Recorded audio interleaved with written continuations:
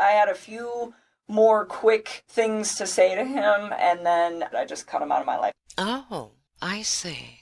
That was like me kicking him out of my life. Girl, who you telling?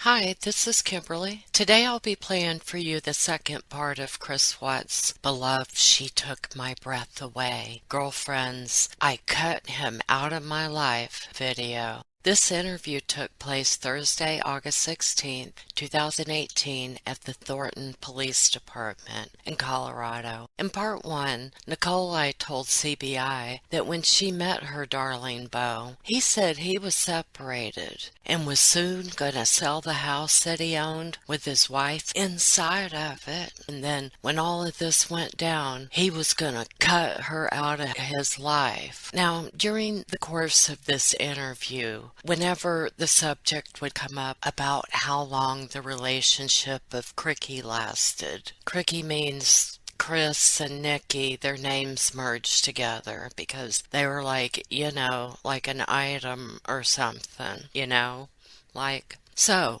on one hand, 6 weeks was, quote, not that much of a time frame, according to Hickey, while at the same time, quote, it was so long ago I really don't remember what we talked about, end quote. Quickie wanted it both ways. Of course she did.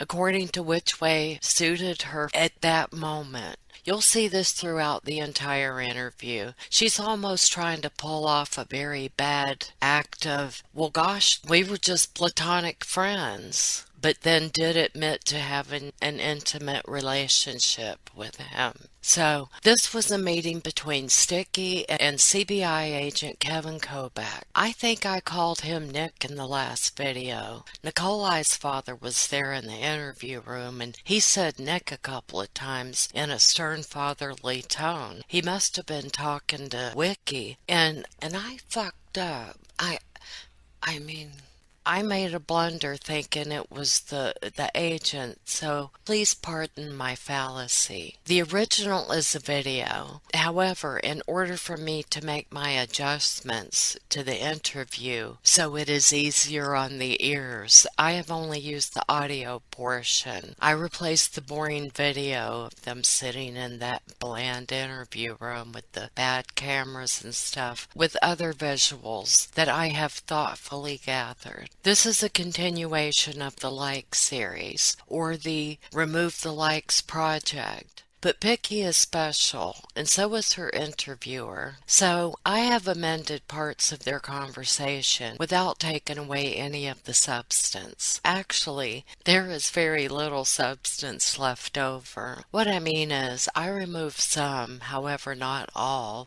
unnecessary jargon, empty phrases, and long-ass pauses. Examples include like, and whatever else I deemed appropriate, damn it. It was the part 1 video about 40 minutes in where I decided, fuck this shit, that I would indeed take out the fucking you-knows. As I said, fuck that shit. It was driving me up a goddamn wall. There was a point where there were even more of the you-knows than the likes. So yeah, I shredded this bitch. At least it makes sense now. Going back to listen after all of the bullshit is out, the conversation isn't nearly as annoying. And silly me, I was thinking to myself at the very beginning of Trekky's interview, why am I doing this? She doesn't say like that much. Not nearly as much as Lunkhead. Hardly at all. Well, it turns out her motor mouth wasn't warmed up yet. A lot of times people will say, while they're thinking. She just seems to do it out of habit. It was very distracting because it would be louder than the rest of the sentence. You understand. When someone is answering your questions but they really don't want to. That kind of way. I took out her ums too because it's a pet peeve of mine. Do I ever say the word Of course I do. I'm not a flippin' goody two-shoes prude. But when it's used excessively, I just can't. I will click out of someone's video if they say excessively. Yeah, I'm a hard ass, but you gotta love me.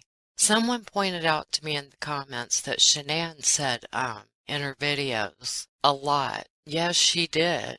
I agree, and it was annoying. It doesn't stop me from loving her, though. I did about 3 or 4 videos focusing on Shanann and kind of made it to where she was telling you about herself with her own words. And yes, I took out the ums. I just didn't say anything about it because I didn't want to appear rude. But it does take away from what you're saying. So if you're in that habit, please stop. Thank you. So I had to start breaking up Quickie's conversation, if you will, into small bits so I could handle all the likes, and ums, she would say to the effect. And so, and it was just and that would be her sentence. And I'm like, what? You just didn't say any fucking thing just now. I would delete all of that shit. So then she started doing, when she got comfortable, she started doing that upspeak inflection bullshit. I can't stand that. I've noticed that even newscasters will do it now. Oh, it bugs the shit out of me. If you don't understand, look up upspeak inflection bullshit, but they probably don't say bullshit, but it's where you end, end almost like every sentence in a question, and of course they pepper it with their slang filler words. I can't do it. Just look it up, okay? So when I had to take the ums and shit out of her upspeak, it's gonna sound to you as if Skippy is speed talking at times, due to the removal of some bad grammar, long sighs, pauses, and dramatic emphasis bullshit in her upspeak inflection bullshit talk. I'm telling you, when one takes one exaggerated 2 likes and 2 knows away from a sentence, the end result is very moving. It brings tears to my eyes. Additionally, the end result is that the respondent sounds all of at least mediocre intelligence. But I was pleasantly surprised. I heard several things I missed the first few go-arounds. It took some of the upspeak and whining element out of it. I've pretty much done what they do on television interviews with celebrities. I'm not talking about the vanilla glaze class of talk shows where they only get about 3 minutes and they're all well prepared and told the questions in advance and don't ask this and I'm not going to talk about that. And I'm talking about the Meghan and Harry kind of theatrical confabulation, where it appears on the surface as being a serious sit-down tell-all from the depths of my soul. All of that, for the most part, still takes place. But then you have some very careful editing going on. It can make the narrative go in a number of different directions. Ideally, you want the truth of what the interviewer put forth and the interviewee, the true truth. But the editor can make it go a different way. I don't do that shit here. I'm just eliminating the displeasing slang and maddening long waits between conversations. It's so much clearer without the garbage, and I'm confident that you're in agreement with me, right? Right, damn it? That's what I thought. And Cricky Empanada, she nearly gave me, like a motherfucking stroke. Like from saying, during the period of time she was explaining or attempting to explain how the divorce may or may not be rough on the kids. No, I thought it was cute he's a dad. When you first meet someone, say for example it's a new job or job interview, getting to know a new friend or a significant other when the relationship is new. You present the best version of yourself, an exaggerated version. Sometimes something will come out of your mouth. You'll think, why did I just say that? Because you're acting different. I'm not defending Clicky. I'm just trying to be fair and rational. Sometimes when she was talking, you could hear the fondness in her voice for asshole, almost like she's forgotten for a moment the horror that has just happened. I do think her feelings for C-Dub were genuine. I don't think it would have lasted more than a year, though, because they already started having problems when Shanann and the children came back into town. And, say they were actually getting a divorce, which Chris was going to insist on it, and I think Shanann agreed eventually. But anyway, I got the impression Dickie never dated anyone with children before. Sometimes people delete everything or someone from their phone as a means of protecting themselves and as a means of preventing themselves from further contacting this person. Like you delete your significant other, as Nicole I like to say, and then you're like, shit, now I won't know what they say to me if they text me, even though you've just told them, don't ever contact me again. And then maybe after a few days, few weeks, few months, you start to miss them and their infuriating, annoying as hell, quirky ways that you once considered to be adorable for whatever reason, and how you could complete each other's sentences, like one of you would say fuck and the other one would say you.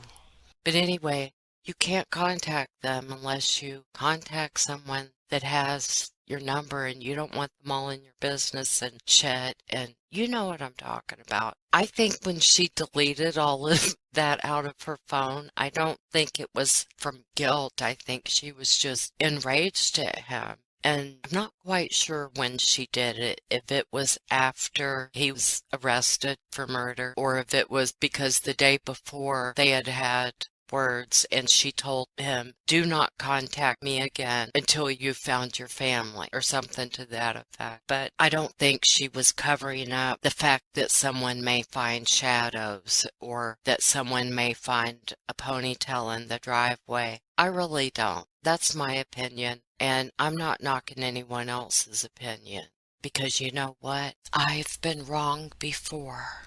Don't tell anybody. But I can say when I'm wrong. I'm all humble and shit. I'll do a whole video on me being wrong one day. That'll be a doozy. But when she started lying about how much she claimed to have wanted for him to be absolutely sure that his marriage wasn't salvageable, the lies started spilling and oozing then, because she wasn't being honest about that. She didn't want him to make sure his marriage wasn't salvageable. For fuck's sake, another one of those words that my mouth has trouble saying. She didn't want that. She had already fallen for him at that point.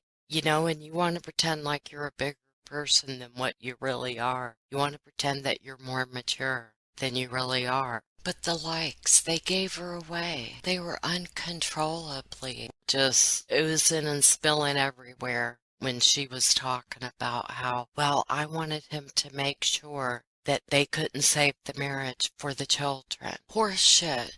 Quit lying, Hickey. But it occurred to me that at the beginning of this interview, she was very guarded, measuring her words. She was simultaneously babbling and attempting to make herself look as though she approached this quirky relationship in a mature way. As I said, she was, in a sense, relaxing towards the middle and towards the end of this interview, because she was talking much, much louder, throwing in the garbage words, and I felt the only part she lied about was not being completely truthful about how deep she was in this. And, Kevin was buying. It seemed, of course, he's a CBI agent. They know how to work these people. But he seemed to be buying it. And if he was putting on an act, then bravo, Agent Kevin, not Nick. Anyway, but she was still nervous in the way that she was letting her real self slip and show more towards the middle to end of this interview. It's hard to put into words to say what I mean and what I see inside of my head, but she knew logically that she was not going to be fulfilled in the real world aspect of this relationship with Pinhead. They were in a imaginary, like a little mini vacation fantasy world type thing during the summer, where he may have still been married and she understood that, but his family was not present in the day-to-day life. But let me get back to this. She knew logically that she was not going to be fulfilled back, or the real world of her relationship with Pinhead, what it was going to be like now after the fantasy time. Actually, she had spent her summer on Watts Island. I cannot imagine being in a situation where my husband had a prior life that was constantly intruding on our lives together. It would downright piss me off and make me wildly jealous. And I think this is how Cricky felt, or Nikolai Empanada. I mean, I know I'd run my mouth and make unreasonable demands on him, pretty much making damn sure he knew that I feel disrespected and ignored, put on the back burner, etc. I wanted to fucking be damn sure he knew how I felt. When he had to attend to his other life, I'd be sitting in the corner pouting with my arms crossed and not be the least bit sympathetic to how thin he was having to spread himself. I do understand the way she was mortified, it seemed, about some of the more, as she called them, raunchy texts. I would have flipped my shit too. When you feel something between you and another person is completely private, between you and them only, and then to have it broadcast to the world, I think it would literally make my hair stand on end. So I do recognize the embarrassment she surely must have been feeling and experiencing. I don't feel like she thought he had a beautiful life going on and he could make it work. I think she was jealous of his life with Shanann. She had gotten to know a bachelor with no children, essentially. It was all different when they came home from North Carolina and reality set in. It would never, ever be the same after that. They had a free summer without the obligations that his real life had, except for the parts where he had to take Shanann's phone calls when they were together, things of that nature. Those obligations of not really being single, being a single childless bachelor, would rear its ugly pain in the ass head from time to time over the summer. She didn't like that. I don't blame her. It was disruptive to their budding romance. I mean, I would have been pissed too. I think a lot of women would be. If you're truthful with yourself. True, there are some wildly reasonable people out there, but I'm not one of them when it comes to that. She would have, you could almost feel and see the disdain leaking and dripping out of her mouth when she said their names or talked about Shanann and the girls, which was really uncalled for. Any jealousy I felt at that point would have been gone, but at that time, she knew they were dead. Your jealousy was showing, Dickie. And she would say, that house. You could hear the contempt in her voice when the agent would ask her about going to, as she called it, the house or that house. She made it sound like a house of ill repute.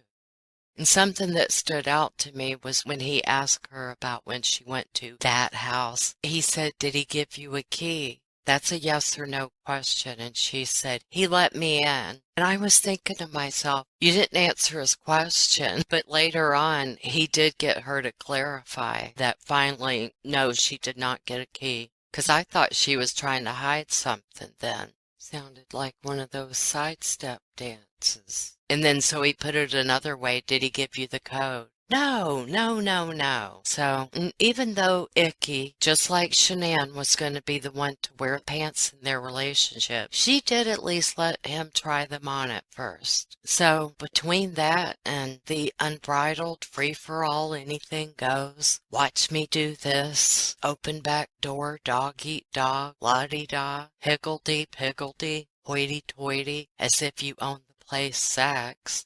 That's why he had his mind blown so badly. He was like, I lost my mind. Yeah, all he had inside that peanut head was a little pea. That's what you could hear rolling around in there. And she did this mind blown thing, and that little dried up pea just blew to dust. Nothing was rattling in there anymore. He pickin' picky. And now, don't hate me, but after listening to her without the distraction words, as I will call them, I realized this is just how she talks. Like, this is how I talk. And some people find my voice annoying. Others like my voice. So I know what the general consensus is. But this is just how she talks. And she was taking charge of her side of the conversation, meaning, yeah, she can be brash and harsh and stuff at times, but what I'm trying to say is I truly believe when she did this interview, she was in a honest to goodness state of shock. I mean, how could she not be? And I know there's some of you that tell me, Kimberly, you've got it all wrong. What you say happened. Didn't happen like that. Well, that's your choice, and I'm not gonna cuss you out and say don't come around here anymore. I welcome all the opinions. One of us is right. Of all of the opinions we have, one of us is bound to be right about at least something. But this is how she talks, and at times I could tell she had been fondly recalling their time together. And then she'd snap back to reality and do her why? And yeah, she was overacting, but she was like, fuck. And she would snap back. You know, like how people used to say, oh, snap. Well, I say, oh my effing God, I slept with a murderer. That's what I would have said. And I would have thrown myself on the floor and sobbed, you know. They're at the police station. And she's like, oh my God, I slept with a murderer. I had him in my home. He touched my body. I rode him like a carnival ride. I touched his naked body and did several things to it. Ew. Enough of that. I'm not going to go there. I had him in my home, and now I'm labeled a tart or a trollop or a tramp, brothel owner. I mean, I don't know. She's been given lots of names. I do understand the rage that a lot of you have at K, Sticky, Quickie, you know, the Nicolai, Cricky Empanada. I mean, she had an affair with a married man. She knew, I mean, why do you think, she says in this video, said, did you tell your friends about him? And she had only just the day before told her friend Charlotte about him. And I think we've all seen those very blunt texts, but he's like, why? Why didn't you tell them? And she goes, because he was with two women. She knew. Why do you think she looked up marrying your mistress? She knew what she was. She knew what he was, and it was very married. I don't care what you say. If you're not divorced, you're still married. Your spouse will be pissed off if you decide to start dating. It's one or the other. Yeah, you could be separated, but a lot of people, that means that doesn't, I didn't give you a passport to go fucking around, fucking off. A fuck here and a fuck there. Have sex standing on your head. I do understand your rage. She had an affair with a married man. Yes, I know. And I think he may have lied to her in the beginning. Look at that email. I don't play games unless they're role-playing games. You know, damn lying, cheating fucktard. So-called flirty email. It was more than it was blatant. He's passing himself off as available. Like she said once that she knew they were talking and attracted to one another, that she's like, don't talk to me on your work phone anymore. So I do think he may have lied to her in the beginning. The very first flirty email. I'm not one to play games. Unless they're sexual in nature. Fuck out of here with your bullshit.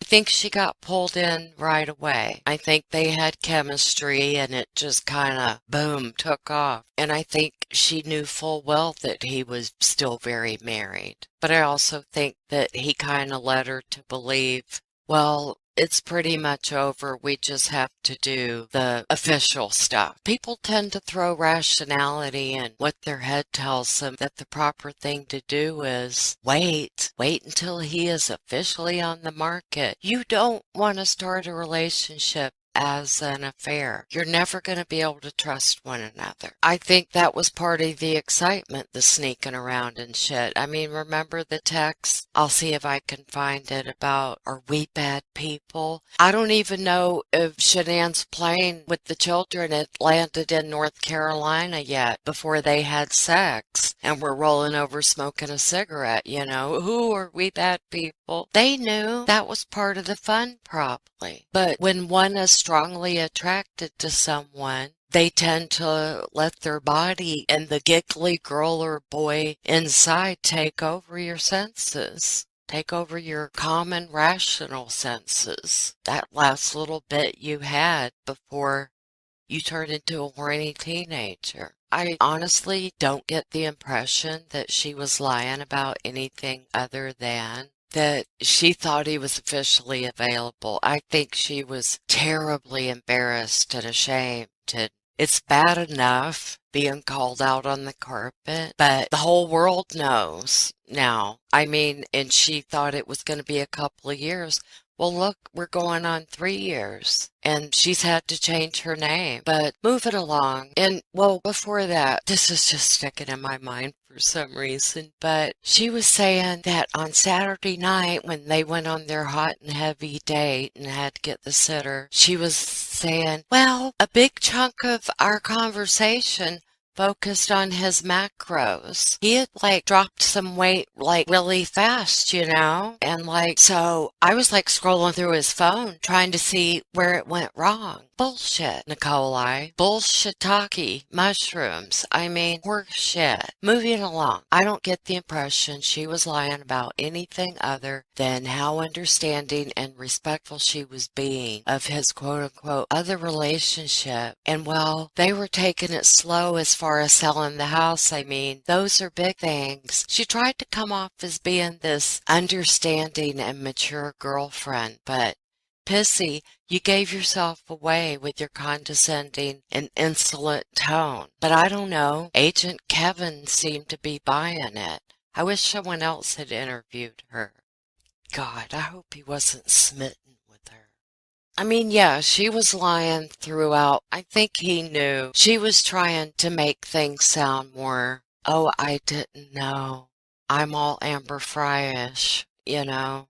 She truly didn't know. No, don't even compare yourself with Amber Fry. You wouldn't even be able to hold a frying pan to her. She had class. She worked with police. She was all secret squirrel and stuff. But you know how sometimes you just want to punch somebody in the fucking face for just being a fucking annoying as hell, ignorant, dumb fuck? I was at this point. For example, I was at that point trying to do this video and my cropping magic stuff that I try to pretend I'm better at than I really am and stuff. That's why you'll hear it sounds like it skips. Well, that's when I'm not so graceful. In my defense, I have this thing where my hands jerk and things go flying and dropped all the time. It never fails. If I've got my computer mouse on a very precise point, there's a like, but it's just barely a like. It's not one of those big ones. It's just like a like, you know. And then my hand will jerk. And I cut out this whole chunk and I'm at the fucking beginning again. I'm like, God damn it. Where the fuck was I? It took me, I don't know how many videos that I did before I realized if I just hit undo, I go right back to where I was. God, that saved me hours of time cussing and stuff. neighbor knocking on the door asking if we're okay. And then looking at me like, making eye contact, like, are you okay? Yes, like the Save Britney Spears thing, or blink twice, Melania, if you need help. Yes, I'm fine. Anyway, that person on an airplane, and they're just so fucking annoying. Everything about them annoys the piss out of you. And you say to yourself, God damn, I'm so glad they are not in my life. I will never have to see this person again when we get off the plane, God willing. So that's how I felt about, you're thinking I'm going to say NK. No, Kevin, Agent Kevin. Do they not teach you in fucking FBI school or CBI school how to record a basic fucking interview? For God's sake, is it necessary to place the recording device next to where you're going to be making obnoxious racket? Pounding the table, sliding keys and phones, and making an emphasis on pounding your fist on the table, and I have to cut that out as much as I can, but if it's with a word like this, I can't. I'm trying to make it easier for these people to hear your bullshit. And so when I said obnoxious racket, I'm not dissing those that appreciate obnoxious racket as an art form. Truly, I'm not. For example, metal screaming lyrics, poetry readings. I cut out I cut that racket out. Like Nikolai says, I cut him out of my life. I cut that racket out of the video as much as possible, or the audio, whatever. You know what I'm talking about. But I could only do it when they were not talking over it. And sometimes it was a nice, pleasant surprise. You could actually hear what they were saying. But at times, there was so much goddamn racket, it sounded like people were falling down the stairs outside the door or something. And he kept repeating himself, talking in sentence fragments, and kept saying the word, until I wanted to poke my own eye out with an ice pick over and over and over. And this was only in the first 22 seconds of this video. Yes. People talk about how Sticky's voice would grate on them. His voice made me so irritable, I had to keep taking breaks and coming back. Then I'd lower his volume and get right back to it. And I'm just glad he didn't question CW. See, I had the opposite problem with Special Agent Coder. He talked all low and in a confidential tone, like me and you were buddies, so go ahead and tell me. I won't tell anybody. He took that kind of tone. But I must admit, Agent Kevin, I'm sorry for dissing you. I'm really not a bitch, but well, I am. I don't know what else to say. He was much more tolerable to listen to when I took his annoying word salad shit. Or is it word shit salad? Anyway, it doesn't matter. Word shit habits out. And then Agent Kevin, he mirrored Cricky and Panada and started doing the upspeak thing. I couldn't believe what I was hearing. I wanted to punch his fucking lights out. And I know they do that mirroring thing for a reason. I'm not stupid, just a bitch, like I said. I mean, what do you want from me? So, now let's talk about the why wailing part. I only heard dry crying during this. The general consensus is she overplayed her weeping performance. The perfect place to have stopped would have been after the snot snorting matter incident, which you'll hear it, but I cut a lot of that. I cut it out of my life. At this point of the interview, she had loosened up pretty good. And perhaps it was because she had got her sobbing episode out of the way, which I guess she probably knew she was going to have to do at some point. She's like, well, this will be a good spot. And then I think she really did.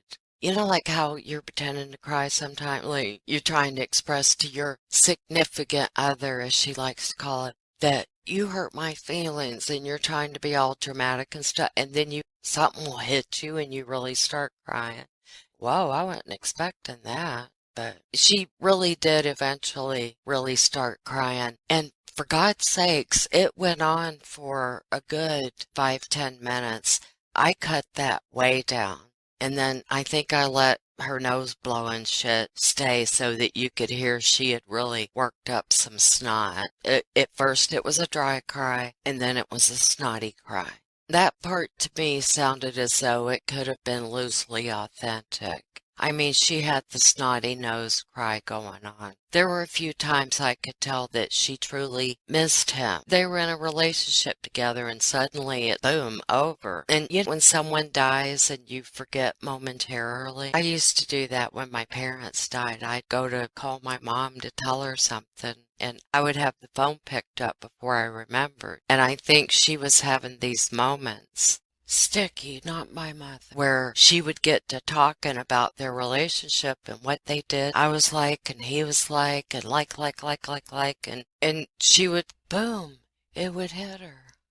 You could feel her genuine fondness for him. At least I picked up on that.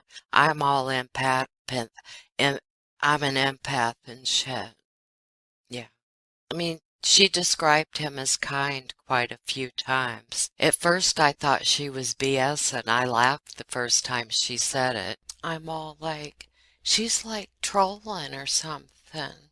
But then I remembered what Miss Lena said from My Daddy is a Big Fat Bumbling Pain in the Ass Zero, that he had been doing that love bomb phase on her. I mean, he totally love bombed her, and she just, as she told her friend Charlotte, I just laid back and let it happen. My God, did I just say that out loud? I gotta go take a break. Damn, I promised y'all a longer intro, and I don't know what we call this now when it's gone on this long, and I still got more shit to say. Wow. Okay, I'll be back in a minute. Alright, I'm back. Unless you're an excellent actress, such as myself. And true, I don't know Cricky Empanada beyond this case, so I don't know her. But most regular folks who fake boo-hoo have a dry cry. And if it was a real cry, she was only boo-hooing for herself, in my opinion. I have a horrible allergic reaction to when people cry. I fall the fuck apart. And then I want to start crying and I want to help them and I want to help them feel better again and stop crying because it makes me all fall apart and shit. And our youngest daughter plays me like a fiddle. She expects that from me, and she'll use it to her advantage. Can you blame her? I mean, so now when she calls us crying, I'm not allowed to speak to her. My husband's in charge. But back to Quickie. After her long, melodramatic cry, the agent tried to get her to step out, but she was like, no, we're just getting to the meat of it. And I'm like, ew. He didn't have the heart to tell her that there was stringy snot hanging from her greasy hair. And she did some breathing exercise, and I cut that shit out of the video, my life, and that's one thing I have learned from Picky, to cut shit out of my life. Just boom, be done with it. Don't deal with shit you don't want to deal with. Life's too short. So, another thing I wanted to point out, Quickie states that Chris and Shit came to her house on the Wednesday after North Carolina, which was the day after they got home. Nikolai said in her interview that he spent, quote, a few hours there at her place, and she kind of kicked him out and said, go home, go spend time with your kids. After she got laid, of course. And Discovery states at 6:40 p.m. Shanann had her 4D ultrasound and asshat was in attendance. Fuckface McGee, being the asshat that he is, refused to hold her hand. So that means Cricky was together after work. Like, Chris goes to Icky's house and then they become Cricky and ew. And then he goes to his wife's ultrasound. How rude. You fucking idiot. Way to go, Dickosaurus. Cricky, of course, is Chris and Nikki merged together to a clever name and just yuck. when the agent started up with the hypothetical bullshit and her father was all stepping in, and I mean, that's the point where I would have said, fuck this shit, and got up and walked out. Like, I would have come to my senses. That at the beginning of the interview, they all do. He wasn't interviewing for a rag magazine. He sounded like it, though, sometimes, but her father, I'm surprised her father did not recommend she be questioned with a lawyer present. I'm really surprised, but turns out she didn't need it. But when he stepped in and said, don't lead, please don't lead, I was in total agreement. He was leading, and this wasn't the first time, but what the fuck is the point in coming up with a hypothetical situation? What does hypothetical have to do with a murder investigation? I guess it'd be helpful if you're writing crime fiction or some shit like that. He must write on the side and had writer's block or something. Good God Almighty, son. Do you think Agent Kobach writes on the side and was stuck for a storyline or something? It's about facts. I was getting pissed for her. I would have even said to him, what the fuck, dude? Why does this even matter? She was there to give a truthful account. I think she did for the most part, not all, but why don't we just call it the best version of her truth?